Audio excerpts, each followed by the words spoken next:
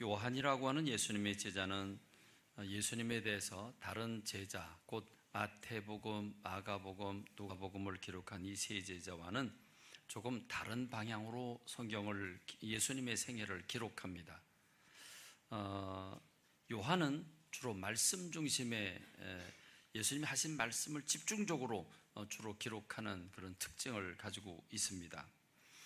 요한복음 12장에는 나귀를 타고 예루살렘성에 들어가시는 예수님을 그려주고 있고, 13장에는 마지막으로 성만찬을, 마지막 만찬, 요 만찬을 하시고 난 다음에 그 다음날 하루 지나서 십자가에 못 박히시죠. 마지막 만찬을 하십니다. 그리고 만찬을 한 다음에 만왕의 왕이시고 또 스승 되시는 예수님이 무릎을 꿇고 제자들의 발을 하나하나 닦아주시는 그런 모범을 보여주시죠. 그러고 난 다음에 이제 내일이면 십자가를 지셔야 되는데, 그 발을 닦아주고 난 다음에 제자들을 불러 모아놓고 이제 곧 스승을 잃어버리고 좌절할, 지금 제자들은 예수님이 왕 되는 줄 알고 들떠있지만 사실은 십자가 지시기 위해서 오셨는데 그걸 알지 못하고 들떠있는 제자들, 그 제자들이 얼마큼 낙심하고 힘들어할까를 생각하시면서 그들이 어떻게 하면 이 힘든 과정을 이겨나고 앞으로도 어떻게 승리하며 살아갈 수 있을까를 생각하면서 그들에게 꼭 필요한 말씀을 주시는 시간이 바로 이 시간입니다. 요한복음 14장부터 16장까지 요 말씀을 하고 난 다음에 예수님이 게세마네 동산에 가셔서 땀방울 이변에서 빗방울이 되도록 기도하시고, 기도하는 가운데 이제 가룟 유다가 밀고 한 유대인들이 와서 예수님을 체포해 가고 십자가에 이제 달리시게 됩니다. 그러므로 요 시간, 아주 몇 시간 안 되는 요 짧은 시간에 엑기스와 같은 아주 중요한 말씀을 주는데, 그 주제는 나 대신 너희들을 돌볼 보혜사 성령님을 보내주신다는 말씀이 주된 말씀입니다. 자, 오늘 우리가 그 말씀을 우리가 함께 나누게 될 텐데요, 아직도 천방지축이고 무지하고 착각하고 있고 무엇을 해야 될지, 어떻게 살아야 될지 전혀 감을 잡지 못하고 있는 제자들에게 앞으로 인생을 어떻게 살아가야 되는지 그거를 말씀 주시는데, 핵심 포인트는 보혜사입니다. 오늘 요한복음 우리가 읽은 14장 16절의 말씀을 보면 예수님이 이렇게 말씀을 하시죠. 내가 하나님 아버지께 구하겠으니 그가 또 다른 보혜사를 너에게 주셔서 너에게 영원토록 너희와 함께 있게 해주겠다, 이렇게 말씀을 하십니다. 이 보혜사라고 하는 말은 보증, 보호할 때 보자고, 은혜 해자고, 사자는 스승사자입니다. 그러니까 연결하자면 이렇게 되는 거죠. 보호하고 은혜로운 스승이 되신다는 분이죠. 이 헬라어 원어로 파라클레토스라고 하는 말인데, 이 말은 곧 돕는 자, 중재자, 변호자 또는 위한 자라고 하는 뜻을 가지고 있습니다. 특별히 법정에서 돕는 그런 역할을 하는 사람을 가리킬 때 이 말을 씁니다. 그러니까 변호하는 사람 또는 대리인, 이런 사람들의 이 법적인 용어가 보혜사라고 하는 말입니다. 그러니까 여러분, 예수님이 지금 다른 보혜사를 보낸다고 그러는데, 그럼 원래 보혜사는 누구입니까? 예수님이시죠. 예수님이 3년 동안 제자들과 함께 하면서 제자들의 모든 것을 이끌어주고 보호하고 가르쳐주고 인도하던 분이 예수님이십니다. 그런데 지금 예수님이 다른 보혜사를 보내주겠다고 그럽니다. 지금 제자들은 왜 그러는지도 모르고 있죠. 예수님이 내일이면 십자가를 지셔야 되는데, 십자가 지시게 되면 이제 육을 가진 예수님이 육을 벗으시고 하늘로 승천하시게 되기 때문에 제자들은 홀로 버려지게 됩니다. 이들은 천방지축입니다. 아직 아무것도 모릅니다. 그래서 하나님께 말씀드려서 예수님 대신에 다른 보혜사, 곧 성령님을 보내주심으로써 성령님이 이들을 돕도록 하신 것이 예수님의 방법입니다. 그렇습니다.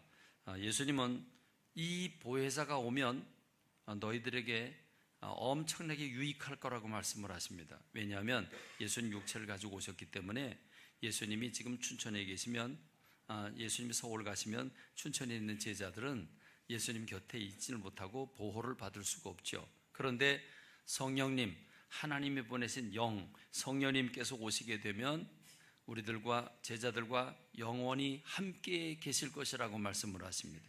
특별히 이 성령님은 어떤 방법으로 그들과 함께 하십니까? 그는 너희와 함께 거하시며 너희 속에 계시겠습니다. 우리 육체 안에, 우리 영혼 안에 성령님께서 들어와 계신다는 겁니다.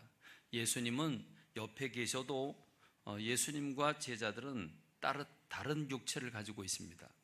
여러분, 우리가 부부가 한 침대를 쓰고 있지만 한 침대를 쓰고 있다고 그래서 부부가 한 마음을 가지고 있냐? 그렇지 못합니다.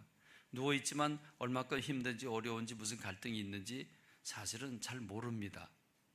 그런데 지금 이 보혜사 성령, 다른 보혜사 성령은 어떻게 우리 안에 오셔서 그 안에 있어서 그 사람의 모든 것들을 다 알고 그 사람을 느끼고 그 사람을 감싸주고 있으니까, 그러니까 예수님이 내가 올라가서 성령님을 보내주는 게 너희들에게 유익하다 이렇게 말씀을 하시는 겁니다. 그렇습니다. 우리 주님은 이렇게 각 사람에게 육체를 가진 예수님이 아니라 영이신 하나님께서 사람 속에 오셔서 그 사람을 돕고 보호하고 은혜로 인도하시는 스승이 되시겠다고 말씀하시는 겁니다. 여러분, 사도행전 2장 1절부터 4절에 최초로 오순절 다락방에 성령님께서 임하실 때 어떤 방법으로 임하셨습니까? 불이 혀같이 갈라져, 다시 말하면 활활 타오르는 불이 각 사람 위에 하나씩 임하여 있었다 이렇게 말해줍니다. 그러니까 각 사람 위에, 여러분 한번 상상을 해보시죠. 여러분 모두가 성령님께서 각 사람 위라니까 머리 위인지 어깨 위인지 그건 잘 모르겠습니다. 정확하게 표현 안 해놨으니까. 그런데 각 사람이라고 했습니다. 각 사람 머리 위에 성령님, 불같이 타오르는 불같은 성령이 각 사람에게 들어갔다고 말합니다. 영혼이죠. 내 육체 속에 오신 겁니다. 그렇습니다. 여러분, 그냥 아주 쉽게 생각하면 귀신이 사람 속에 들어갈 수 있죠. 그래서 그 사람의 육체를 다스리게 되죠. 귀신이 사람을 다스릴 수 있는 것처럼 하나님의 영, 선한 영이신, 창조의 영이신 하나님께서 각 사람 심령 속에 오셔서 그 사람을 도우신다는 말씀입니다. 그렇습니다. 요한복음 14장 17절의 말씀을 보니까 그는 진리의 영이다 이렇게 말씀하고 있습니다. 진리의 영이다 그랬습니다. 진리의 영, 여러분, 오늘 저와 여러분들에게는 누가 정답을 가르쳐주는 사람이 없습니다.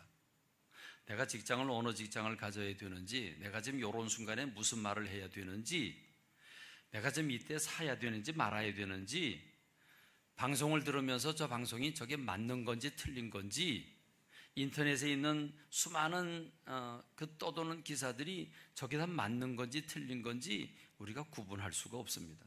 너무나 많은 거짓 정보들이 많기 때문입니다. 뉴스에서 얘기를 해주는 것도 10가지 재료라면 자기가 원하는 대로 한두 가지만 집중적으로 보여주면 사실은 이건 거짓 뉴스가 됩니다. 그런 뉴스들이 지금 너무 많기 때문에 어느 게 옳은지 그런지도 모릅니다. 그런데 우리 안에 거하시는, 우리 안에 찾아오시는 성령님은 진리의 영이신 겁니다. 그렇습니다. 진정한 도리, 바른 도리, 영원한 도리, 영원히 불변한 하나님의 그 바른 기준을 우리 안에 제시하시는 성령님께서 각 심령 안에 찾아오셔서 내 생각과 감정과 의지를 도우신다고 하니까 여러분, 이거보다 더 큰 빅뉴스가 어디 있겠습니까? 이분이 바로 우리 지금 성령 시대를 살고 있는 저와 여러분이 사는 이 시대에 바로 우리를 도우시는 보혜사 되시는 성령님인 줄로 믿습니다. 여러분, 예수님의 제자들이 이 보혜사 성령, 이 성령이 불 같은 모습으로 제자들에게 임하게 되는데, 이 불 같은 모습의 불 세례를 받기 전에 제자들은 어땠습니까? 예수님을 따를 때도 흑심을 가지고 따랐고 예수님이 부활하셨음에도 불구하고 그들의 생각을 버리지 못했습니다. 우리가 여러 주 동안 말씀 나누면서 예수님이 제자들이 부활하신 예수님을 만났음에도 불구하고 전혀 달라지지 않았음을 우리가 발견했습니다. 그런데 여러분, 그런 그들이 며칠 안 돼서 어느 날 갑자기 변신을 합니다. 그래서 무서워서 문을 걸어 잠그고 있던 사람들이 길거리에 뛰쳐나가서 예수님 부활하셨다고, 너희들이 예수님을 죽였는데 하나님이 살리셨고, 이것이 무엇을 의미하는지에 대해서 사람들에게 복음을 전하게 되는데, 한 번 설교를 하니까 3,000명이 회개하고 돌아오고 5,000명이 회개하고 돌아오는 놀라운 역사들이 일어납니다. 이 무서워서 숨었던, 두려워 떠는 사람들이 나가서 사람들의 질병을 고쳐주고 사람들의 마음을 평안하게 하고 귀신을 추방해 주는데 놀라운 능력의 일꾼들로 쓰임을 받게 됩니다. 여러분, 예수님 모른다고 3번씩이나 부인했던 베드로, 그리고 벌거벗고 도망갔던 빌립, 예수님의 부활을 믿지 못했던 도마, 이런 예수님의 제자들이 180도 변신을 합니다.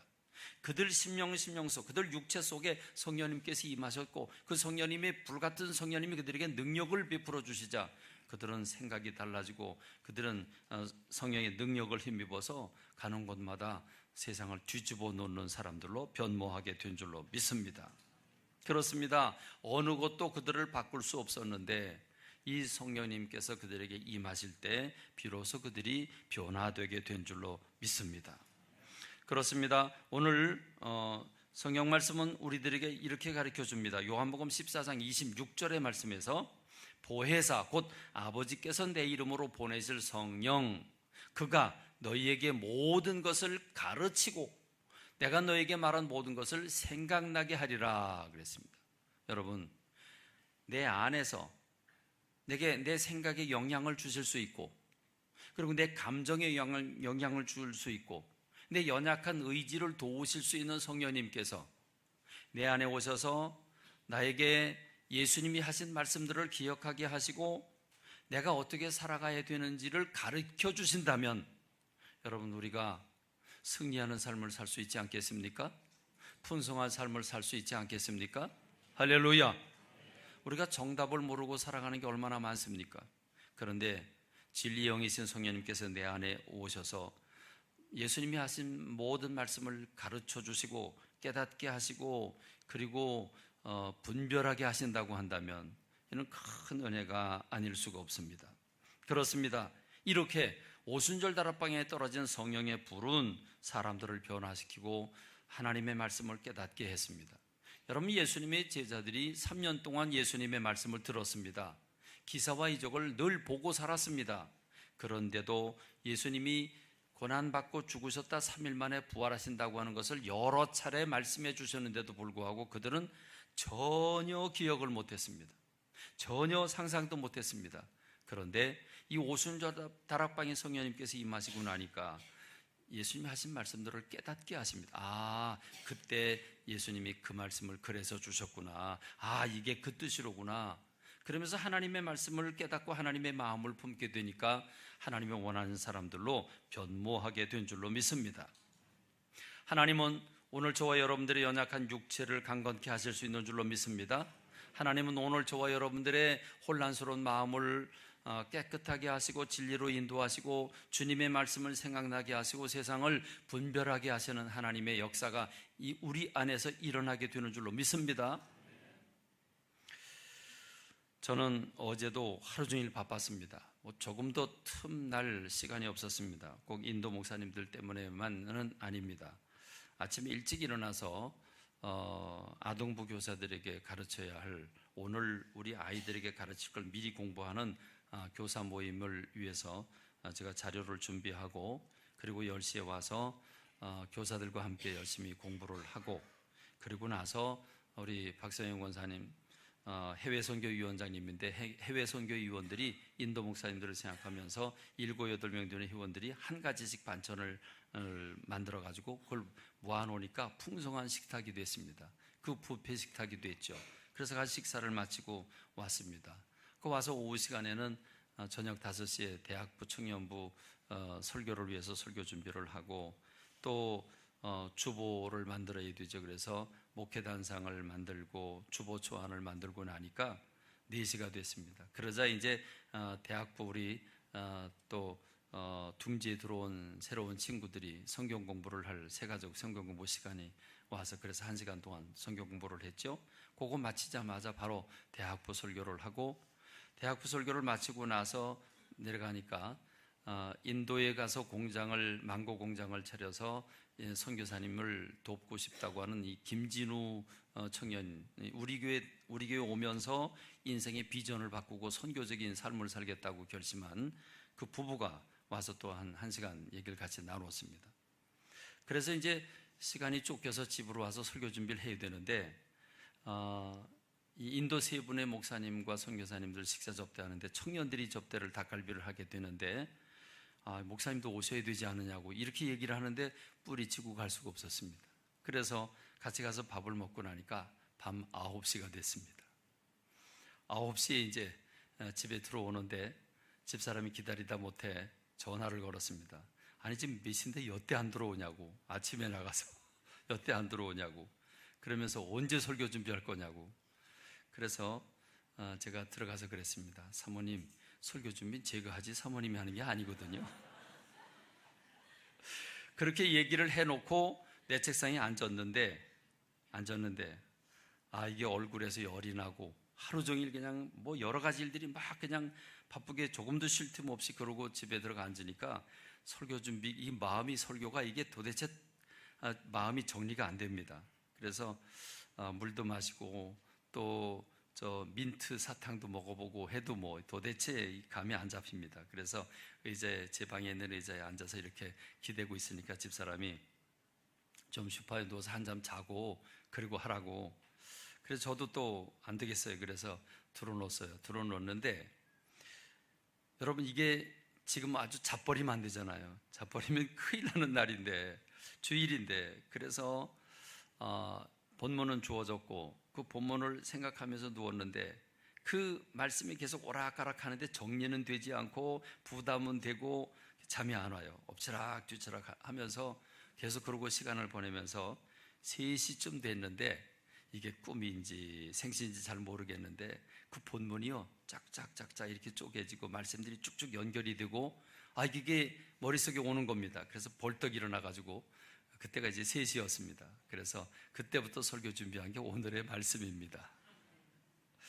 이 말씀을 여러분에게 드린 이유는 저는 매주마다 설교 말씀을 준비할 때 나름대로 뭐 첫째, 둘째 또는 뭐 여러 가지 자료들 다 모아놓고 이렇게 합니다만은 설교 준비를 시작을 하면 내가 하는 게 아니라 성령님께서 몰아가신다고 하는 걸 너무도 강렬하게 느낍니다.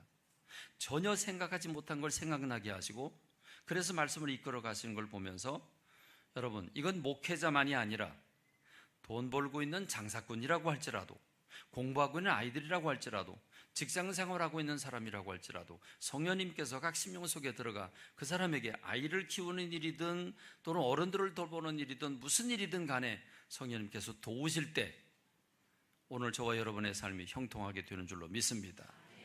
그렇습니다. 여러분 세상 사람들은 알지 못해요. 오늘 성경 말씀이 세상은 알지 못한다 그랬어요. 성령님이 계신 것도 모르고 성령님이 하신 일도 모릅니다. 그러나 여러분 오늘 저와 여러분들에게는 어마어마한 보혜사가 계십니다. 여러분 이건 대통령도 누리지 못하는 특권입니다. 대통령에게 경호원 따라붙죠. 경호원이 따라붙어도 어떻습니까? 경호원이 따라붙어도 우리가 몇 년 전에 경험했죠. 그래도 보호를 못해요. 그렇죠? 보호를 못해요. 그런데 여러분 경호원은 옆에서 따라붙지만 성령님은 우리 안에 오셔서 몸과 마음과 생각과 육체를 다 보호해 주시니까 여러분 이런 보디가드가 어디 있고 이런 경호원이 세상 어디 있습니까?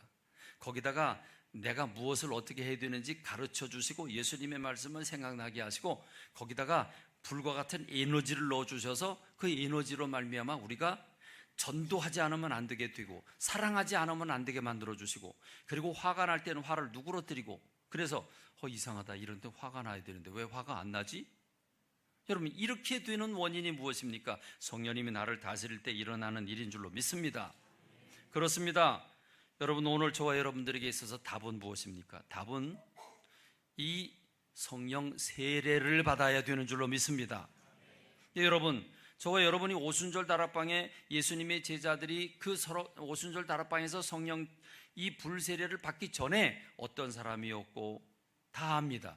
그리고 성령 세례를 받으면 우리가 어떻게 된다는 거 다 알고 있습니다. 여러분 알고 계시죠? 성령님의 인도를 받으면 어떤 사람들인지 다 알고 계시죠? 그런데 여러분, 아무리 알면 뭐합니까? 아무리 알면 뭐합니까? 성령 불세리를 못 받으면 도로 무기지. 그렇죠? 도로 무기입니다. 알기는 아는데 안 되는 걸 어떻게 합니까? 사랑하는 게 내 마음대로 됩니까? 죄와 더불어 싸워서 이기는 게 내 마음대로 됩니까? 혈기나는 걸 내 마음대로 다스릴 수가 있습니까? 옳고 그름을 제대로 구분할 수나 있습니까?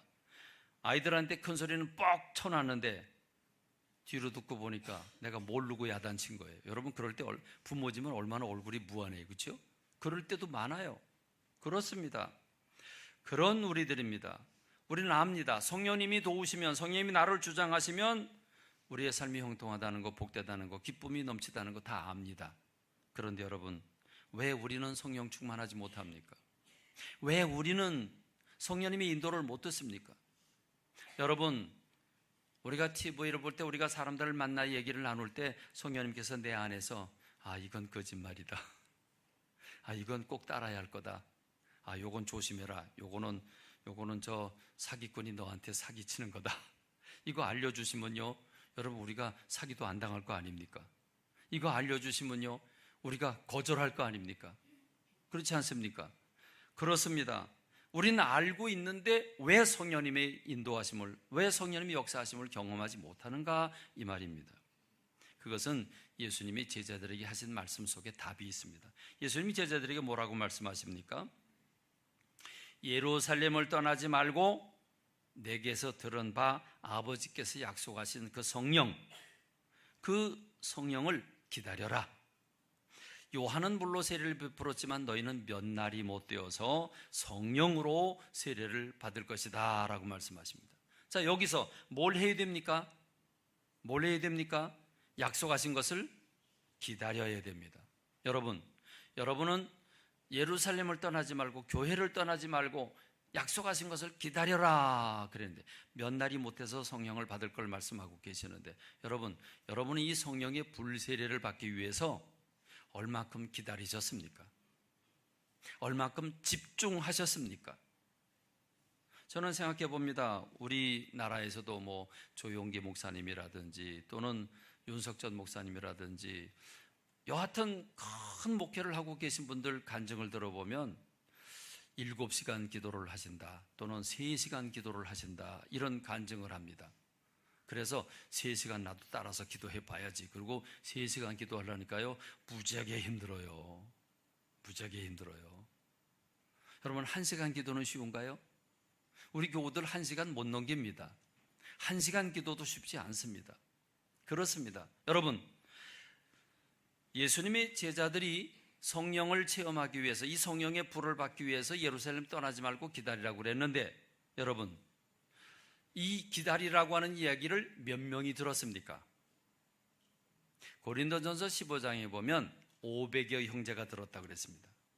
500여 명이 들었다고 그랬습니다. 그런데 오순절 다락방에서 성령불 받은 사람은 몇 명입니까? 120명입니다. 그러면 빼기 120명을 해보면 몇 명입니까? 380명은 어디로 갔습니까? 380명은 어디로 갔어요? 잔치집 가고, 바빠서 가고, 여행도 가고, 그렇죠, 직장도 가고. 120명입니다. 120명이 남아서 오로지 기도에 힘썼다고 그랬습니다. 그럼 오로지는 어떻게 한 걸까요? 오로지 열흘 동안 잠도 안 자고 그냥 밤낮으로 기도했을까요? 몇 날이 못 되어서, 몇 날은 열흘입니다. 열흘 만에 성령이 임하셨는데 열흘 동안 어떻게 했을까요? 열흘 동안. 그러니까 여러분, 오늘 저와 여러분들이 알기는 아는데 왜 능력 있는 신앙생활을 못하는가? 왜 능력 있는 목회를 못하는가? 오늘 저와 여러분들의 문제는 집중적인 기다림이 약하다고 하는 것입니다. 끈질긴 기도가 약하다는 것입니다. 구하라, 찾으라, 두드리라, 그럼 열릴 것이라. 그런데 여러분, 아무리 못된 앱이라고 할지라도 생선을 달라는데 뱀을 줄 자가 누가 있고, 또 계란을 달라는데 뱀을 줄 자가 누구인가? 하물며 하나님께서 왜 성령을 주시지 않겠느냐? 누가복음의 말씀입니다. 그러므로 여러분, 우리가 어떻게 성령의 이 세례를 기다려야 합니까? 성령의 세례를 목 빠지게 기다려야 되는 줄로 믿습니다. 여러분 목 빠진다는 표현을 생각할 때 탁 떠오르는 게 있는데, 여러분 새들이요 알을 낳아요. 알을 낳고 부화를 해요. 그럼 털도 아직 나지 않은 그 새끼들이 엄마가 먹이를 갖다가 이제 먹이를 해가지고 들어올 때가 되면, 인기척을 느끼면 그 갓난 새들이 어떻게 반응을 보이죠? 입을 어떻게 벌려요? 쩍 벌려요? 찢어지듯이 벌려요. 그렇죠? 찢어지듯이 벌리고 짹짹 떼는데요. 여러분, 그러면 지금 새끼가 3마리라고 그럽시다. 그럼 애미가 밥을 어떻게 먹입니까? 1번, 2번, 3번, 1번 새끼, 2번 새끼, 3번 새끼, 그렇죠? 그러놓고 날라와서 1번 먹이고, 그 다음에 날라와서 2번 먹이고, 기억했다가 너 3번, 내가 모르고 얜 2번 줬는데 그럴까요? 그럼 어떻게 줘요? 어떻게 줘요? 여러분, 제가 그 자연 그런 그 동물의 왕국 이런 걸 보는 걸 저도 참 좋아하는데, 보니까요 그럽디다. 누구한테 주냐? 제일 모가지를 길게 빼고 제일 입을 쩍 벌린 그 새끼에게 줍니다. 그러면 못 먹는 그 옆에 있는 다른 새끼는 못 먹잖아요. 못 먹으면 어떻게 해요? 덩치가 작아지잖아요. 자꾸 밀려요. 죽어요. 의도적으로 그렇게 한답니다. 살기를 버들쩍거리는 새끼들만 먹인답니다. 여러분, 그게 지금 동물의 왕국에서 일어나는 현실입니다. 저는요, 이게 우리가 이런 방법으로 성령님을 기다려야 되는 줄로 믿습니다. 어떤 분이 이렇게 얘기를 했어요. 아무리 기도해도 안 온다고. 저도 그 심정 알아요. 여기 누가 좋냐면요, 한번 소나무 뿌리를 잡으면 뽑힐 때까지 기도하는 스타일의 성격이 있는 사람이 있어요. 그런 사람들은 복받은 사람들이에요. 근데 우리는 의지가 약해갖고 그게 잘 안 돼요. 그렇게 손해를 많이 봐요. 근데 어쩔 수 없어요. 아직 물을 끓는 온도까지 못 간 겁니다. 그러니까 오늘 저와 여러분들이 성령님이 안 오시는 게 아닙니다. 성령님은 주시는 줄로 믿습니다. 우리가 어떻게 해야 됩니까? 이 막 갓 태어난 새끼들처럼 입이 찢어져라 벌리고 하나님 앞에 아우성을 치면서 그렇게 부르짖어 기도하는 사람들에게 주시는 줄로 믿습니다. 할렐루야. 여러분, 요한은 물로 세례를 베풀었지만 너희는 몇 날이 못돼서 성령으로 세례를 받으리라 그랬습니다. 성령으로 세례를 받는, 그럼 물 세례는 무엇이고 성령 세례는 무엇입니까? 물 세례는, 물 세례, 세례의 원어가 뭐라 그랬어요? 세례의 원어가 뭐라 그랬어요? 베프티즘이라고 하는 말인데, 베프티즘은 잠긴다 그랬죠. 잠긴다. 그래서 세례는 우리가 물을 뿌리는 건데, 성서적인 거는 잠기는 겁니다. 물 속에 들어가서 쑥 잠겨야 돼요. 그래서 세례는 어떻게 줘야 되냐면, 강에 가서 꼴락 들어가야 됩니다. 이렇게 머리가 쑥 들어가야 됩니다. 그럼 머리가 쑥 들어가면 어떻게 되죠? 코로 숨 쉬는 사람은 죽어요. 그러니까 육신으로 지은 죄를 장례 지내는 겁니다. 그리고 죽으면 시체가 둥둥 떠다니는데, 이 세례는 다르죠. 다시 올라오죠. 다시 올라올 때 새 생명으로 올라오는 걸 의미하는 겁니다. 근데 여러분, 그러니까 성령으로 세례를 받으리라. 그럼 성령으로 세례를 받는 건 뭘까요? 그것도 성령도 어떤 성령입니까? 어떤 모양의 성령입니까? 불입니다. 불의 혀같이 갈라지는, 활활 타오르는 불 같은 성령에 잠기는 겁니다. 근데 여러분, 활활 타오르는 불에 잠기면 어떻게 됩니까? 우리가? 그럼요, 열 안 받을 수가 없죠. 근데 우리가 성령님의 이 활활 타오르는 불 속에 들어가는 게 아니라 그냥 살짝 끄슬림 당한 거예요. 살짝 끄슬림 당한 거예요. 살짝 그냥 온기만, 살짝 데워지기만 했어요. 그래서 성령님 뭔지 조금 어렴풋이 알기는 아는데 그 성령을 잘 못 받아요, 우리가. 그렇습니다. 이 불에 빠지게 되면, 불에 잠기게 되면, 여러분, 그 불의 기운이 우리 로켓을 달나라까지 가게 만들어주지 않습니까? 바로 이것이, 이 성령의 불이 저와 여러분들로 하여금 능력의 사람으로 만들어주고, 생각을 바꿔주고, 감정을 바꿔주고, 주님이 원하는 사람으로 이끌어주는 줄로 믿습니다. 그렇기 때문에 여러분, 오늘 저와 여러분들이 성령님을 기다리되 어떻게 기다려야 합니까? 이 불과 같은 성령, 활활 타오르는 불덩어리인 그 불에 잠겨야 되는 줄로 믿습니다. 그게 성령의 세례입니다. 오늘 저와 여러분들이 불 구경만 할 게 아니라 성령의 세례를 받아야 되는 줄로 믿습니다. 여러분 어떻게 해야 됩니까? 갓 태어난 이 병아리들처럼, 새들처럼, 그렇게 새가 온 입을 벌려서 사모하는 것처럼, 그렇게 여러분들이 새벽이고 낮이고 밤이고 주님 앞에 달려와서 부르짖어 기도할 때, 그 기도의 분량이 채워질 때 여러분 성령이 불 받게 되는 줄로 믿습니다. 여러분 누구라도 예외 없이 하나님은 이 사람한테는 안 주겠다라고 결심한 사람이 없는 줄로 믿습니다. 모든 사람이 성령의 불 받기를 주님이 원하시는 줄로 믿습니다. 그렇습니다. 오늘 우리가 알기만 하고 자기 자신을 속이는 사람들 게 아니라 이 불을 받기 위해서 이렇게 집중하는, 기다리라고 한 주님의 음성에 집중하는 저와 여러분이 되길 소원합니다. 우리 대학부도, 우리 청년부도, 우리 어른들도, 노인들도 이 성령의 불을 받아서 다 능력의 삶을 살고 건강의 삶을 살고 주님께 붙들린, 그래서 우리가 전도할 때 그 말 한마디만 해도 그 말 속에 성령의 불과 같은 역사가 일어남으로써 오지 않을 수 없고 깨닫지 않을 수 없고 죄를 발견하지 않을 수 없는 그런 성령의 불이 오늘 저와 여러분 속에 있기를 주님의 이름으로 축원합니다. 기도하겠습니다.